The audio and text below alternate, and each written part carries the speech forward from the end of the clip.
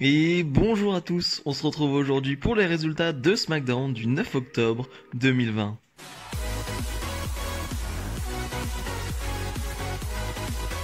C'est un épisode spécial de SmackDown dans le sens où c'est la draft du coup, voilà, on va savoir qui est drafté de Raw à SmackDown, qui est drafté de SmackDown à Raw. Donc je ferai un récapitulatif à la fin de ma review parce que si je fais un par un, ça peut être long. Je vais juste faire un récapitulatif à la fin de la review et on va en discuter tranquillement. On ouvre le show avec Big E face à Sheamus dans un False Count Anywhere. Du coup, forcément, les tombées peuvent être effectuées partout dans l'arène. Et j'avais peur parce que Sheamus contre Big E, on l'a vu à Payback. Alors c'était un match sans stipulation, mais c'était très mauvais, vraiment très mauvais. C'était très décevant. Enfin, j'en attendais pas des bons et des merveilles, mais bon, c'était quand même très mauvais et ça faisait chier de voir Big E dans sa première feud en solo dans un match aussi horrible. Donc là, j'attendais de voir ce False Count Anywhere pour voir ce qu'ils allaient faire, ce qu'ils allaient pouvoir nous donner.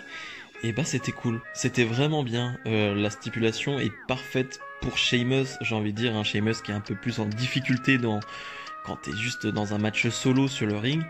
Mais là, avec des objets, avec une stipulation, avec le fait que voilà, il puisse aller en dehors du ring, Sheamus est bon. Là, c'est l'expérience de Sheamus qui parle et ça marche bien, ça marche bien. Alors, il y a forcément un spot avec la bouffe que j'aime pas trop. Voilà, on va mettre de la bouffe sur Biggie. Voilà, on est en 2020, bref, on sait tous que c'est pas à faire et il faut jamais le faire, mais bon, c'est Vince et il adore ça. Mais sinon, le match en lui-même est très cool avec des bons spots, pareil, on essaye de réutiliser des anciens spots. Sheamus qui avait fait une prise sur la voiture, il va le refaire, mais cette fois-ci ça ne va pas marcher pour gagner contre Biggie. Et ouais, il y a des balles et il y a de tout, il y a vraiment de tout et ça fonctionne bien, c'est pas lent, c'est pas j'avais peur que ce soit un peu à l'image de Last Man Standing entre Edge et Randy Orton, voilà, où ça a juste marché pendant tout le long, pendant 1 heure. Non, là c'était assez dynamique, c'était assez bien. Franchement, en termes de rapidité, de dynamisme, c'était plutôt pas mal. Avec un Biggie qui va l'emporter avec un big ending, voilà, porté du haut d'une voiture sur une table, vraiment très très propre comme prise. Et Biggie qui va donc remporter ce match. Alors j'espère qu'il a remporté cette feud, ce serait cool, voilà, que ça se finisse là-dessus parce que c'est peut-être un match référence. Alors oui, c'est pas sur le ring, c'est pas un match technique, mais voilà, premier match référence pour Biggie en solo et ouais, je trouve ça très bien pour Biggie d'avoir ce match-là pour te dire, ok, il a réussi à faire ce match-là pour commencer son run solo, donc ça c'est cool. Promo de Jey Uso qui veut que Roman Reigns le rejoigne sur le ring, mais c'est Paul Heyman qui va lui répondre, lui qui est sur l'écran, il n'est pas du tout là, Paul Heyman, qui va montrer une vignette de Roman Reigns, de ce qu'il a fait depuis qu'il est de retour et du coup qu'il ait gagné le champion Universal, le championnat Universal, et Roman Reigns va prendre la parole, très classe Roman Reigns, avec sa petite montre, son petit polo, là très très classe le Roman, qui va juste ce qui est intéressant, on va dire, c'est qu'il va dire, voilà, tu veux toujours pas dire que je suis le chef de tribu, pas de souci. On va faire un match Hell in a Cell, ça c'était déjà acquis, on le savait, mais ce sera un I quit match, voilà, un match où pour arrêter le match, il faut que l'autre dise I quit, voilà, j'abandonne. Pas mal, vraiment pas mal. Je trouve que la stipulation dans cette feud là, elle fait vraiment sens. Un Jey Uso qui ne veut pas, voilà, il voulait déjà pas abandonner au dernier match. C'est son frère Jimmy qui a lancé la serviette blanche, voilà, pour arrêter le match. Là, pareil, là c'est un I quit match. Tu sens venir le Jey Uso qui va se battre jusqu'au bout, qui va venir vraiment chercher au fond de lui-même pour résister au Big Dog. Et je trouve l'idée vraiment bonne. Vraiment, c'est une très bonne idée de faire ça. John Morrison et The Miz font face à une équipe de rêve, en quelque sorte, Jeff Hardy et Matt Riddle. Si on m'avait dit un jour qu'on aurait Jeff Hardy et Matt Riddle en équipe, quand même, c'est quand même du très lourd, c'est quand même beaucoup de prestige, enfin c'est quand même exceptionnel. Je pense que même pour Matt Riddle, c'est un peu un rêve qui devient réalité quand même de faire équipe avec la légende Jeff Hardy, enfin c'est pas rien. Et voilà, on va avoir un match très court. Je suis déçu d'avoir un match si court parce que ce qu'on voit au début, on voit Jeff Hardy et Matt Riddle qui travaillent vraiment en équipe, qui font vraiment des moves d'équipe, qui ont travaillé ça et ça c'est cool. Mais voilà, ça ne va vraiment pas durer et c'est même pas le moment important le match. Voilà, Matt Riddle va faire gagner son équipe. assez rapidement, hein. Morrison et Miz vont vraiment pas faire grand chose. Et c'est l'après-match le plus important avec le retour de Lars Sullivan. Moi qui pensais, hein, je pense qu'on était beaucoup à penser qu'il était parti, que la WWE l'avait viré, enfin l'avait renvoyé, on sait pas. Je savais pas trop. Et il est de retour et il va les fracasser les 4. Vraiment, il va les détruire les 4. Donc déjà c'est une grosse présentation de Lars Sullivan, hein, vraiment en gros monstre qui détruit tout le monde. Personnellement, je suis pas un grand fan de Lars Sullivan, je suis pas un grand fan de son catch, de son physique forcément, mais ça peut être un ajout vraiment très important pour une division SmackDown ou Raw. C'est une bête, clairement c'est une bête, et ces matchs sont pas dégueulasses, c'est pas horrible. De ce que j'avais vu à NXT, c'était pas horrible. Maintenant, moi je suis pas dans les histoires de voilà s'il a été coupable de certaines choses ou non. Je vous avoue, je suis pas là-dedans. Moi, le temps qu'il a pas été jugé, qu'il a pas été condamné, voilà, moi je suis comme ça, donc je suis pas juge, je jugerai pas. Je sais juste que voilà, il avait des problèmes un peu de mental, de pression, et voilà, s'il est de retour, ça veut dire que ça va mieux, donc déjà rien que ça c'est une bonne nouvelle. Mais clairement Lars Sullivan, ça peut être quelque chose de très lourd et huge pour une division. Sasha Banks challenge Bayley pour le titre de SmackDown. Déjà, j'étais étonné de voir ce match du côté de SmackDown. Moi, je pensais clairement que le premier match de cette feud, parce que j'imagine en tout cas que cette feud va être plutôt longue, voilà, serait en pay-per-view, que ce soit un moment marquant. Non, on te le met à SmackDown comme ça, un peu à la va-vite, d'une semaine à l'autre, on te dit bon allez, y a le match ce soir. Bon, je trouve pas ça terrible déjà dans le booking. Et le match, bah c'est pas mieux, hein. C'est-à-dire que t'as quoi? T'as 5 minutes de combat, 6 minutes de combat, qui est plutôt pas mal, hein. Tu sens que voilà, il y a de bonnes bases, et tu sens que ça peut être bien. Mais non, ça ne va pas plus loin parce que Bayley va prendre une chaise et va être disqualifié, forcément. Donc, ouais, quel était l'intérêt de faire un match de championnat si c'était pour faire ça au bout de 6 minutes? Je sais pas, je comprends pas l'intérêt du booking de faire ça. Au contraire, ça va plus, moi, ça va plus m'énerver et ça va plus me mettre à côté de la feud, ce genre de booking. Donc, ça va pas me dire, ah non, c'est dommage, Bayley elle triche encore, je veux que Sasha Banks revienne. Non, moi, je suis plus en mode, c'est chiant, c'est très chiant et ça me saoule. Voilà, je suis juste très saoulé. Sasha Banks va reprendre le dessus, après va réussir à frapper Bayley avec la chaise. Bref, voilà, une grosse déception. Je m'attendais à un vrai gros match et on n'a rien eu. Nakamura et Cesaro défendent leur titre de champion par équipe de SmackDown face au New Day, au retour du New Day, Xavier Woods et Kofi Kingston qu'on a vu en backstage. Voilà, après le match de Biggie, ils sont de retour. Quel plaisir, juste ça, juste quel plaisir de les voir de retour. Eux qui étaient blessés, alors c'était des petites blessures, enfin en tout cas pour Kofi c'était une petite blessure, pour Xavier Woods ça fait un petit moment qu'on l'a pas vu, et juste voilà, quel bonheur de les revoir, de voir leur sourire, de voir leur joie tout simplement, et ouais, c'est juste comme d'habitude un bonheur très communicatif avec le New Day, et je suis très content de les voir parce que voilà. Quoi qu'on puisse dire, c'est une des équipes, l'une des meilleures équipes du 21e siècle. Et ouais, c'est une grosse équipe et c'est un gros bonheur de les revoir. On va avoir ce match 7, 8, 9 minutes, un truc comme ça, si je dis pas de bêtises.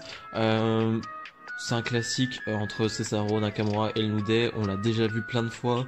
Ils se connaissent par cœur et ça se voit. Voilà, ils vont pas en faire plus, ils vont pas en faire des tonnes. C'est un match bon, mais sans plus. Ils vont pas aller trop loin. Encore une fois, ils vont juste faire ce qu'ils savent faire sans en donner plus. Et eux, c'est pas mal. Voilà, c'est assez divertissant. Moi, juste de voir Kofi de retour faire ses dives, ça me va, ça me convient. Je sais, c'est un très mauvais avis, mais je suis juste très content de voir ça. Et le New Day qui va gagner le titre de SmackDown. Je m'y attendais pas forcément, mais ça prend tout son sens avec la suite. Big E va venir célébrer avec eux et Stephanie McMahon qui voilà donne les drafts donne la draft depuis le début, va dire voilà, les champions de SmackDown vont être draftés à Raw, hein, Xavier Woods et Kofi Kingston. Par contre, Big E reste du côté de SmackDown. Et là c'est un peu triste, hein, c'est un peu triste, mais en même temps je suis très content qu'il y ait une séparation entre les deux et que ça se fasse bien. Que ce soit pas un truc, une trahison ou quelque chose comme ça. Non, ils sont toujours très amis, ils sont toujours meilleurs amis. Et il y a juste une séparation parce que voilà, Big E doit faire son truc en solo de son côté. Eux, ils doivent continuer par équipe. je trouve ça bien. Peut-être plus tard, voilà, il y aura une réunion, une séparation, bref. Mais là, voilà, c'est juste une belle séparation, je trouve, et très, très touchante. Donc moi, pour le coup, j'ai bien aimé. Le main event, le Fiend face à Kevin Owens, ce match qui a été annoncé la semaine dernière déjà, toujours très cool, hein, l'entrée du Fiend, même si là il n'y a pas de public, voilà, ça reste très léger en termes de production, mais c'est toujours très stylé comme entrée, y a rien à dire vraiment, et ça me fout toujours des frissons de le voir entrer vraiment tout le temps, ça peut être n'importe quand, peu importe le public ou non, c'est toujours un truc, c'est toujours spécial. Et le match est ce qu'il est, c'est-à-dire que pas pire, pas mieux. Voilà, c'est un match avec le Fiend. Hein. On sait que contre le Fiend, c'est compliqué d'avoir un bon match. Contre Bray Wyatt, hein, entre guillemets, c'est compliqué. Hein.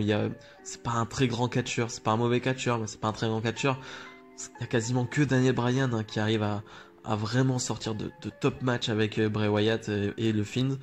Là, ça va. C'est assez court, mais ça passe et c'est pas dégueu.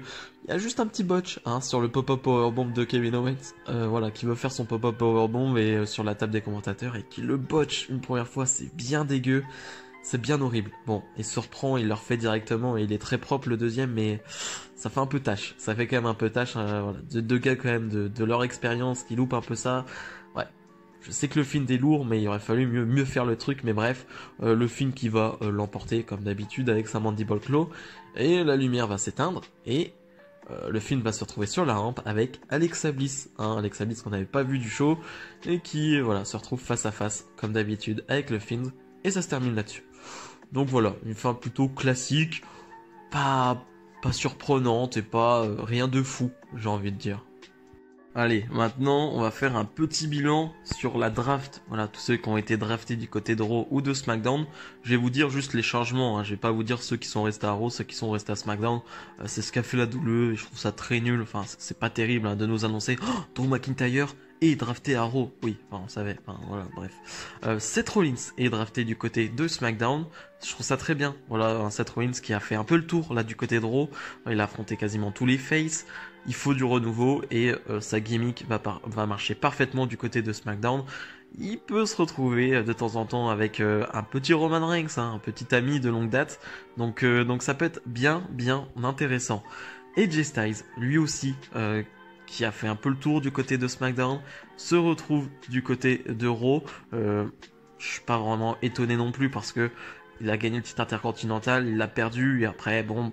C'est AJ Styles, donc il peut être n'importe où, peu importe, de toute façon, AJ Styles aura des opportunités, que ce soit à Raw ou à SmackDown. Naomi est draftée du côté de Raw, Naomi qui n'a rien fait du côté de SmackDown, donc de toute façon ça peut pas être pire du côté de Raw. Je me dis que, allez, on peut espérer un Naomi Asuka ou quelque chose comme ça, je sais pas, mais ça peut être intéressant. Bianca Belair, qui n'a rien fait du côté de Raw, à part faire des vignettes, où on nous montre qu'elle est sportive. Super, on le voit pas du tout à son physique, elle est sportive. Voilà, elle est draftée du côté de SmackDown en espérant qu'elle soit bien utilisée, mais bon, j'espère, mais c'est quand même compliqué. Les Mysterio, hein, Dominique et Rey Mysterio sont draftés du côté de SmackDown. Je trouve ça très cool aussi. Ça veut dire clairement que leur feud avec Seth Rollins est terminé. Et bah non, parce que Seth Rollins est du côté de SmackDown. Alors est-ce que ça va continuer? J'espère pas. J'espère que ça marque clairement un tournant ou un changement. Peut-être les voir vraiment en équipe maintenant, vraiment ce duo en équipe. Si Rey Mysterio est capable physiquement de le faire, c'est-à-dire que voilà, qu'il ne soit pas blessé, ça pourrait être très cool de les voir vraiment dans cette division tag.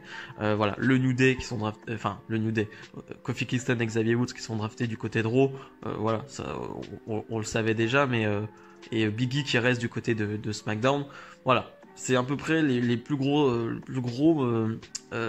drafts qu'il y a eu, hein, les plus gros draftés qu'il y a eu, donc voilà, un petit bilan de la draft fait vite fait. Bilan de ce SmackDown. Pas un énorme show, hein. Faut pas se mytho, c'est même pas terrible en soi. T'es juste content de la draft parce que la draft ça te met quand même une certaine hype. T'es content de voir qui est drafté du côté de Raw, du côté de SmackDown. Tu t'imagines déjà des histoires, des feuds qui seront les prochains challengers au titre. Enfin, tu t'imagines beaucoup de choses et c'est souvent là que vient l'excitation en fait de t'imaginer de nouveaux matchs. Donc voilà. Mais sinon en soi le SmackDown en lui-même est pas terrible et il se passe pas grand chose. mis à part, allez, le retour de Lars Sullivan, et encore, je pense que la plupart s'en fichent clairement, mais voilà, c'est à peu près tout ce qui s'est passé. Si vous avez aimé cette vidéo, comme d'habitude, n'hésitez pas à mettre le petit pouce bleu et à vous abonner. Nous, on se retrouve dès mardi pour la review d'Euro. Salut, salut!